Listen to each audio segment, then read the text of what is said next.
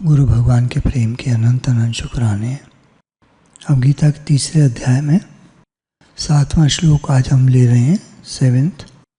छठा एक बार इसलिए देख लेते हैं कि इससे आगे चलते हुए 7वां श्लोक है। जो मूढ़ बुद्धि कहेंगे जो बनता बहुत है अपने को और अकल होती नहीं है, समस्त इंद्रियों को हठपूर्वक ऊपर से रोककर इंद्रियों को बाहर से दिखावा करना कि मैंने इंद्रियों को समेट लिया है। ना मैं कुछ देखता हूँ, ना बोलता हूँ, ना सुनता हूँ, ना कोई कर्म करता हूँ, क्योंकि ज्ञान इंद्रियाँ कर्म इंद्रियाँ सब आ गई। तो रोक लिया, कुछ नहीं करता, बस बैठा रहता हूँ और मन से उन इंद्रियों के विषयों का चिंतन करता रहता है।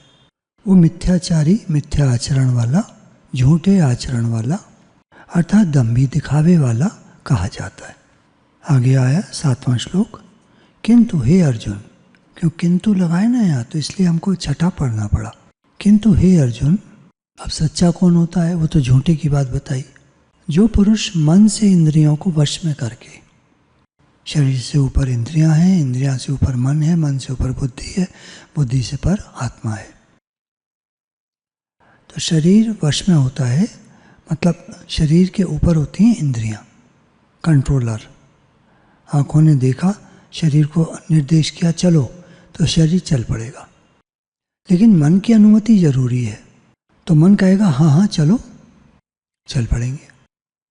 अब बुद्धि को तो हमने कंसल्ट ही नहीं किया, उधर जाना है कि नहीं जाना है, ठीक है कि नहीं ठीक है। विवेकवती बुद्धि जो कहते हैं, अर्थात जिसमें विवेक रहता है, क्या सही है क्या गलत है, बुद्धि जानती है। हर बुद्धि नहीं जानती, विवेकवती बुद्धि जानती है।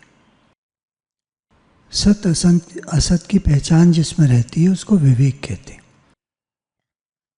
सही क्या है, गलत क्या है, सच क्या है, झूठ क्या है, जो पहचानता है उसको विवेक कहते हैं। और जब ये विवेक हमारी बुद्धि में आ जाता है, ये आता कैसे है? ये गुरुजनों के संग से, अच्छी पुस्तकें पढ़ने से। अच्छी पुस्तकों से तात्पर्य जिसके लिए जो अच्छी है, जैसे हमारे लिए गीता अच्छी है, रामायण अच्छी है, भागवत जी अच्छी है, और भी पुस्तकें हैं संतों की जिनमें ज्ञान है, वो सब हमारे लिए अच्छी हैं। पॉजिटिव थिंकर्स होते हैं, इनके लिए अलग किताबें आती हैं उस तरह की सकारात्मक सोच की, वो उनके लिए अच्छी हैं। लेकिन गीता तो हर एक के लिए अच्छी है, क्योंकि गीता में हर बात की पहचान मिलती है। अब यहाँ भगवान बता रहे हैं कि श्रेष्ठ व्यक्ति कौन सा है। एक तो मिथ्याचारी बताया, दूसरे को श्रेष्ठ कहा। मिथ्याचारी तो दंभाचरण वाला, दिखावे वाला। दूसरा कौन सा? जो मन से तो इंद्रियों को वश करता है और बुद्धि से मन को वश करता है। खबरदार, मन को बोलेंगे, बुद्धि बोलेगी खबरदार उधर नहीं जाना है, वो रास्ता सही नहीं है। सही नहीं मतलब वो उबड़ खाबड़, वो वैसा मत लीजिएगा फिजिकली, ये स्पिरिचुअल पाथ की बात हो रही है। हम संसार की तरफ भटकने जा रहे हैं, विषयों में आसक्ति, भोगों में, सुखों में गिरने वाली तरफ जा रहे हैं, या हम स्पिरिचुअल पाथ पे, पारमार्थिक राह पर बढ़ने जा रहे हैं। हमें भगवान की तरफ जाना है या जन्म मरण के चक्कर में जाना है। जन्म मरण का चक्कर एक्चुअली क्यों खराब है, देखिए समझने की बात है। देखिए ये जन्म तो हमारा जैसा भी है ठीक है और बढ़िया है। क्यों बढ़िया है? हमें सत्संग मिल गया। अगले जन्म में पता नहीं मिला ना मिला, क्योंकि देखिए दुनिया की आबादी कितनी है और कितने लोग सत्संग में आते हैं, गिने चुने, बहुत ही। परसेंट लगाएंगे तो कहाँ जाएगा परसेंट, 0.00 में चला जाएगा। तो उन विरलों में मतलब बहुत ही कम लोगों में हम हैं जो सत्संग में आते हैं। तो गुरु ने हमें इस लायक बनाया कि हम सत्संग में बैठे, सत्संग सुन सकते हैं। गुरु ने लायक बनाया, हम तो ऐसे ही आए थे टहलने घूमने। किसी ने कह दिया सत्संग होता है, चलो देखाते हैं एक बार। अच्छा लगा, लग गए। अच्छा कब लगा? जब बुद्धि हमारी वैसी थी, सात्विकी। थोड़ी तो थी, और नहीं तो बहुतों को अच्छा नहीं लगता। थोड़े दिन आते हैं फिर नहीं आते। नए नए लोग देखते हैं रविवार में देखते हैं कि नए नए लोग आते रहते हैं, फिर गायब हो जाते हैं, 2-4 बार दिखते हैं फिर गायब हो जाते हैं। जो भी कारण रहता होगा उनका, कारण तो कुछ भी हो सकता है, सही गलत की बात नहीं है, कारण कुछ भी हो सकता है। तो कृपा है हम पर भगवान की कि हम सत्संग में लगे हुए हैं। तो जो पुरुष मन से इंद्रियों को वश में करके अनासक्त हुआ, कैसे अनासक्त होंगे? बुद्धि के द्वारा। बुद्धि ही अनासक्ति करवाएगी, समझ होती है उसमें, यहाँ आसक्ति नहीं करनी है, संसार में आसक्ति नहीं करनी, भगवान में प्रेम बढ़ाना है। समस्त इंद्रियों द्वारा कर्म योग का आचरण करता है, रोक कर कुछ नहीं बैठा है, कर्मों में लगा दिया है अपने को। किस लिए? मेरी कर्मों में आसक्ति है, उसको मिटाने के लिए। दूसरा, क्योंकि शरीर मिला है संसार से, तो संसार के हित में इस शरीर को लगा देना है। सत्संग हम क्यों करते हैं? बहुतों को लाभ मिले। क्यों लाभ मिले? और क्या करेंगे बैठकर? मान लीजिए अकेले बैठे पढ़ते रहें, भगवान में लगे रहें, माला जप करते रहें, सब अकेले अकेले हम अपना काम करते रहें, तो ठीक है, कोई बात नहीं, अपना उद्धार कर लोगे। लेकिन आप जपे और नाम जपावे, सुनत कहत रहत गत पावे। गुरु ग्रंथ साहब में ये लिखा है कि गुरु जी के पास जब वो आता है, शिष्य, सिख शिष्य जब आता है, तो आप जपे और नाम जपावे, अपने भी जपता है, भगवान का नाम लेता है, औरों को भी जपाता है। कैसे? कीर्तन करके, भजन करके, पाठ करके, सत्संग करके। सुनत, गुरु के पास सुनता है, कहत, कहता है, सत्संग करता है, रहत गत पावे, उसके रहनी में ज्ञान आ जाता है। अब जब हम सत्संग करते हैं, देखिए हमारा मन भी सुनता है, तुम बोल क्या रहे हो, करते क्या हो। हमारे अंदर 100 कमियां पहले रहीं, सत्संग में आते आते 2 कमी रह गई, और आगे चले 1 कमी रह गई। तो मन तो खाता है ना अपना कि 1 कमी तो है। रहत गत पावे, रह नहीं कब? जब कहते रहोगे, सत्संग करते रहोगे, तो भगवान की कृपा होगी, और वो कृपा हमको उस 1 कमी से भी छुड़ा देगी। भगवान की कृपा। हम तो नहीं छूट पाते, कोई कोई कमियां होती हैं सब में, 1, 2, 3, 4, हम नहीं छूट पाते। 4 हैं, 1 छोड़ दी जैसे तैसे करके, फिर भी 3 रह गई, तो हम नहीं छूट पाते। ये भगवान की कृपा काम करती है, वो छुड़ाती है। कृपा से ही बेड़ा पार है। कर्मयोग का आचरण करता है वही श्रेष्ठ है। अब कर्मयोग की अब ये व्याख्या देखें हम। भगवान यहाँ कह रहे हैं, हे अर्जुन, जगह जगह कहा है, यहाँ पर विशेष कह रहे हैं कि अर्जुन का एक अर्थ होता है शब्द का, अर्जुन का शब्द का अर्थ होता है स्वच्छ, साफ।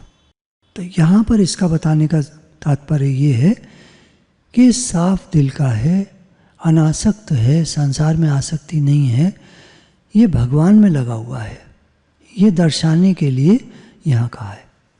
हे अर्जुन, तुम निर्मल अंतःकरण से युक्त हो। निर्मल जिसमें मल ना हो, गंदगी ना हो। मल कहते हैं संसार को। जिस मन में संसार न हो, भगवान हो, वो निर्मल मन है। अब मल क्यों कहा संसार को? अब ये व्याख्या लंबी हो जाएगी, बस अभी के लिए ऐसे। अतः तुम्हारे अंतःकरण में कर्तव्य कर्म विषयक यह संदेह कैसे, अर्थात यह संदेह तुम्हारे में स्थिर नहीं रह सकता, आया है चला जाएगा। तुमने पूछा है, मैं जवाब देता हूँ। यहाँ मनसा पद संपूर्ण अंतःकरण जो कहा ना, मन से इंद्रियों का दमन करके, इंद्रियों पर नियंत्रण करके, तो ये मन, बुद्धि, चित्त और अहंकार का वाचक है मनसा। अब इसमें मुख्य रही बुद्धि, जो मन को वश करेगी।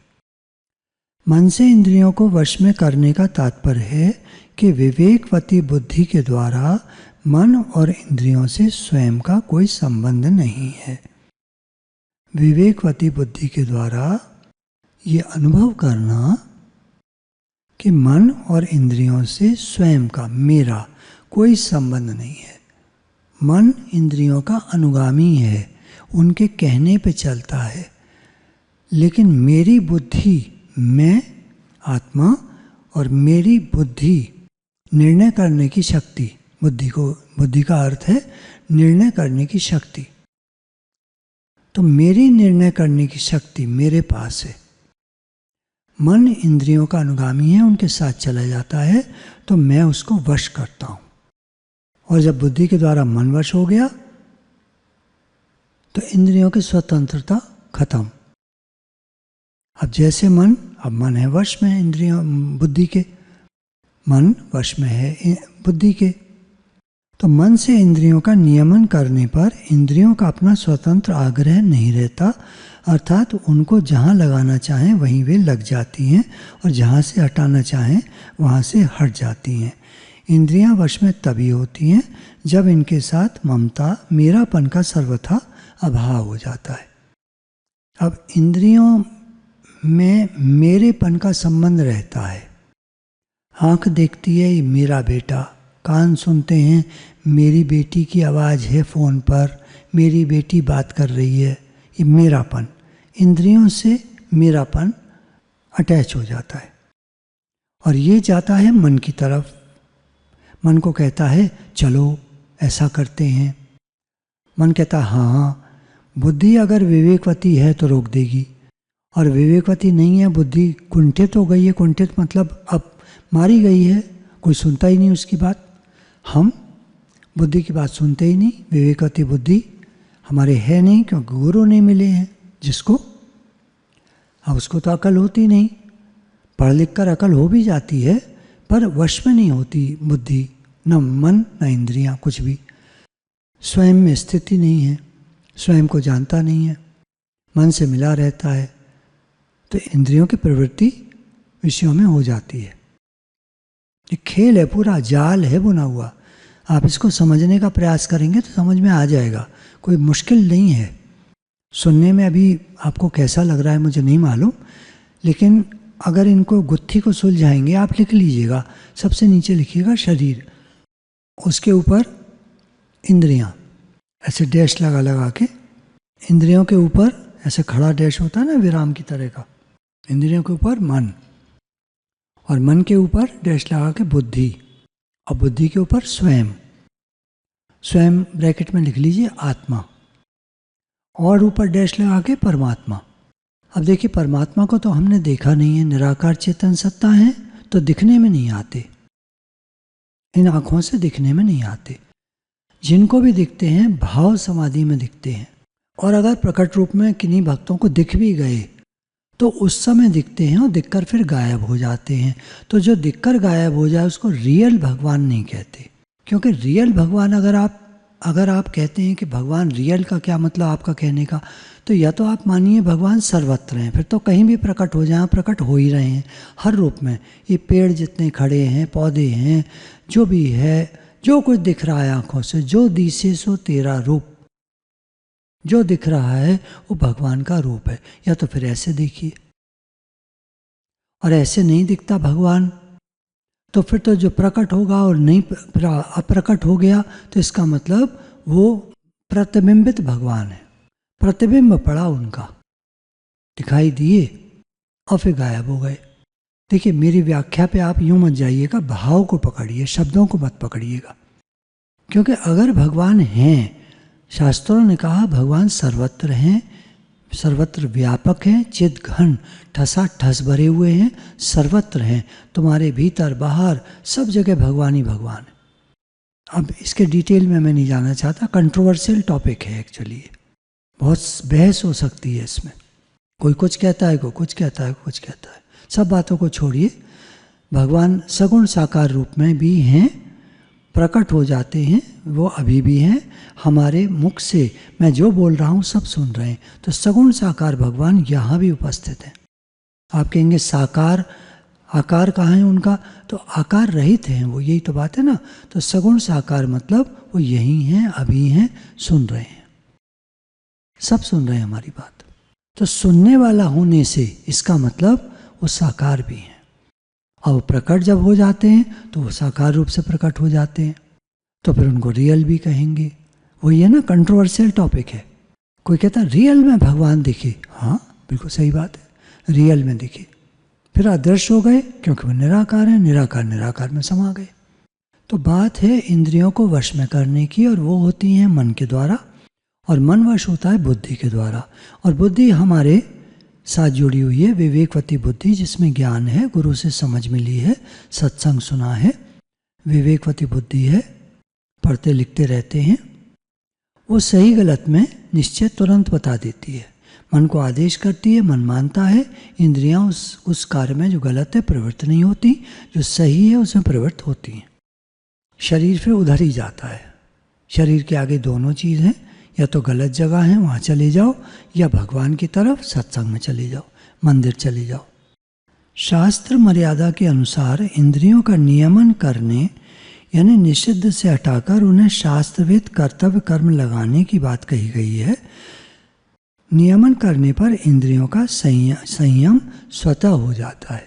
कर्मयोग के आचरण में क्या है, जब हम इंद्रियों को करने योग्य कर्मों में लगाते हैं तो उनका संयम, इंद्रियों का संयम स्वतः अपने आप हो जाता है।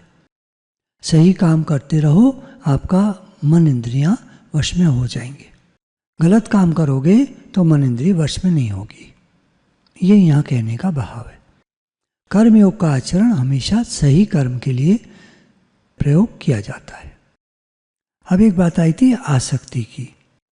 आसक्ति दो जगह होती है, कर्मों में और उसके फल में। मैं कर्म कर रहा हूँ आसक्ति पूर्वक, तो ये आसक्ति हो गई। इसका ये फल निकलना चाहिए, फल में आसक्ति हो गई। मेरे हिसाब से ये निकलना चाहिए, मुझे ये मिले। मैं भागवत जी करने गया, वहाँ मेरा अनुमान था कि वो मुझे 20 लाख रुपए देंगे, और उन्होंने तो क्या बताऊँ 51,000 रुपये दे के टरका दिया। इतनी बढ़िया, इतना बढ़िया मेहनत करी मैंने 7 दिन लगातार, तो ये फल में आसक्ति हो गई। अब देखिए, गलत मत उठाइएगा, एक उदाहरण है, कहीं भी लगा लीजिए। समस्त दोष आसक्ति में ही रहते हैं, कर्मों तथा उनके फलों में नहीं। आसक्ति रहते हुए योग सिद्ध नहीं हो सकता, आसक्ति रहते हुए योग सिद्ध नहीं हो पाता। आसक्ति का त्याग करने पर ही योग सिद्ध होता है। अगर हमारी कहीं भी आसक्ति है तो यहाँ पर व्याख्या में ही कहा गया है कि योग सिद्ध होना मुश्किल है। आसक्तियों को हटाना पड़ेगा, अपने मन को हटाना पड़ेगा, बुद्धि को विवेकवती बनाना पड़ेगा, जो हमको उस प्रकार के कर्मों से हटा ले, आसक्ति वाले। अतः साधक को कर्मों का त्याग न करके उनमें आसक्ति का त्याग करना चाहिए। साधक क्या करे, कर्म का त्याग न करे, आसक्ति का त्याग करे। आसक्ति रहित होकर सावधानी एवं तत्परता पूर्वक कर्तव्य कर्म का आचरण किए बिना कर्मों से संबंध विच्छेद नहीं हो पाता। आसक्ति रहित होकर सावधानी से और तत्परता पूर्वक प्रेम से करो कर्तव्य कर्म। प्रेम से करोगे, खूब अच्छे से करोगे, आसक्ति रहित होकर करोगे तो कर्मों से संबंध विच्छेद हो जाएगा। उसका फल नहीं बनेगा, मतलब कर्म नहीं बनेगा हमारा, उसका फल नहीं निकलेगा, तो हम जन्म मरण के चक्कर से छूट गए। निष्काम भाव से कर्म करता हुआ मनुष्य मुझे ही प्राप्त होता है, ऐसा गीता में आगे भगवान कहते। निष्काम भाव से सब कर्मों को करना है। साधक आसक्ति रहित तभी हो सकता है जब वह शरीर, इंद्रियां, मन, बुद्धि को मेरी अथवा मेरे लिए न मानकर केवल संसार का और संसार के लिए ही मानकर संसार के हित के लिए तत्परता पूर्वक कर्तव्य कर्म का आचरण करने में लग जाए। शरीर को, इंद्रियों को, मन को, बुद्धि को मेरी अथवा मेरे लिए न माने, संसार का माने और संसार के लिए इनका प्रयोग करता हूँ। संसार के हित के लिए तत्परता पूर्वक कर्तव्य कर्म का आचरण करने में लगा देता है अपनी बुद्धि को, मन को, इंद्रियों को, शरीर को। हमको सत्संग करना है, खूब प्रेम पूर्वक करना है, ताकि सबका भला हो, सबका भला हो, सबका भला। हमारे अंदर में ये भाव रहे कि मेरा जीवन भगवान आपका दिया हुआ है और सबके लिए हित करने का भाव है, तो ये कर्मयोग का आचरण मैं निष्काम भाव पूर्वक आसक्ति रहित होकर सबके हित के लिए करता हूँ। मैं आपका हूँ, आप मेरे हैं। तो अपने को तो कर दिया भगवान का, और शरीर से सब कर्मों का आचरण हो रहा है।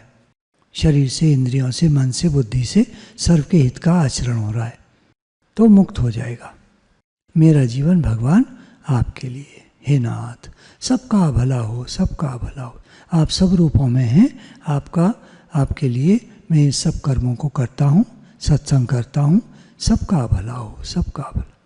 मेरा उद्देश्य जगत का कल्याण, मैं कल्याण मित्र हूँ सबका, ऐसा भाव रखता है साधक। साधक ऐसा भाव रखता है, मैं सबका कल्याण मित्र हूँ। अब कोई कल्याण अपना न चाहे तो न चाहे, हम क्या कर सकते। हमारा तो यही भाव है, मेरा जीवन सर्व के हित के लिए, ऐसा साधक का भाव रहता है। जब वह अपने लिए कोई कर्म न करके केवल दूसरों के हित के लिए संपूर्ण कर्म करता है, तब उसकी अपनी फलासक्ति स्वतः मिट जाती है। सत्संग क्यों बढ़िया है? गुरु भगवान ने हमको सत्संग करने का कार्य दिया, कहा तुम्हारा जीवन निष्कामी हो। हमने संकल्प किया हमारा जीवन निष्कामी हो, अब उन्होंने सत्संग में लगा दिया। तो निष्काम भाव पूर्वक जब हम सत्संग करते हैं, उससे सबका भला होता है, बदले की इच्छा हमको कोई है नहीं, तो हमारी आसक्ति मिट जाती है, संसार से आसक्ति मिट जाती है। इसका फल है कर्मेंद्रियों से होने वाली साधारण क्रियाओं से लेकर चिंतन तथा समाधि तक की समस्त क्रियाओं का हमारे स्वरूप के साथ कुछ भी संबंध नहीं है। अब कोई सबको छोड़ करके मान लीजिए समाधि में बैठ जाता है, समाधि भी एक प्रकार की क्रिया है, बैठना होता है, फिर समाधि पकती है, ये क्रिया है उसकी पकने की। समाधि पूरी हो जाती है, पक जाती है, आँख खुल जाती है आदमी की, स्वतः अपने आप करता वो कुछ नहीं है, समाधि पक गई। अब समाधि 1 घंटे की भी लग सकती है, 1 दिन की, 3 दिन की। एक हमारे यहाँ साधक आई तो उसकी सत्संग में बैठे बैठे ध्यान समाधि लग गई, रात को बैठी रही, शॉल वॉल उड़ा दिया, हल्की ठंडक थी, सुबह भी बैठी रही, अगले दिन दोपहर बाद जाकर उठी। ऐसे समाधि लग सकती है, लेकिन उठ गई ना बाद में तो पक गई समाधि, क्रिया पूरी हो गई, ये क्रिया हो गई। समाधि में भी क्रिया चलती है। तो बता रहे कर्मेंद्रियों से होने वाली साधारण क्रियाओं से लेकर चिंतन भी देखिए हम शुरू करते हैं, पूरा हो जाता है, हम उठ जाते हैं, काम से लग जाते हैं। समाधि, लोग ध्यान में बैठते हैं, समाधि पूरी होती है, उठ जाते हैं, चल पड़ते हैं, काम में लग जाते हैं। काम में न भी लगे तो कुछ ना कुछ तो करेगा, कुछ खाएगा, सोएगा, जो भी करेगा। समस्त क्रियाओं का हमारे स्वरूप के साथ, हम जो आत्मा हैं उसके साथ इनका कोई संबंध नहीं है, परंतु स्वरूप से अनासक्त होते हुए भी यह जीवात्मा स्वयं आसक्ति करके संसार से अपना संबंध जोड़ लेता है। गड़बड़ कहाँ होती है? गुरु ने बताया तुम निष्कामी होकर रहना। हम कोई फल की आसक्ति को लेकर या कर्म की आसक्ति को लेकर संसार से जुड़ जाते हैं। स्वरूप से तो हम अनासक्त हैं, लेकिन ये मन बुद्धि खेल ऐसा खेलते हैं, बुद्धि भी मिल जाती है मन के साथ, हम कुछ कर नहीं पाते, कंट्रोल नहीं कर पाते, तो संसार से संबंध जोड़ लेते हैं और हम फंस जाते हैं। कर्मयोग की वास्तविक महिमा आसक्ति रहित होने में ही है। कर्मयोग का क्या मतलब है? आसक्ति रहित होकर कर्म करो। कर्मों से प्राप्त होने वाली किसी भी फल को न चाहना, अर्थात उससे सर्वथा असंग हो जाना ही आसक्ति रहित होना है। कर्मों के फल से सर्वथा आसक्ति रहित हो जाना। देखिए इसमें समय लगता है, बहुत समय देना पड़ता है, प्रयास करना पड़ता है। मन की तो आदत होती है आसक्ति करने की, मन चिपकना चाहता है, ये आदत है इसकी। अगर बुद्धि जरा भी ढीली ढाली है तो जीवात्मा गया जन्म मरण में, और अगर जन्मों जन्मों साधना करके आया है तो उसकी बुद्धि विवेकवती होती है, वो जानता है क्या सही है क्या गलत है, किधर जाना है किधर नहीं जाना है। परमात्मा से जुड़कर, भगवान से जुड़कर, भगवान से प्रेम करके, भक्ति करके, नाम जप, सत्संग, अध्ययन, ये सब इसके लिए सहयोगी हैं। इनमें लग करके वो अपने जीवन को सफल करता है। गुरु भगवान के प्रेम के अनंत अनंत शुक्राने।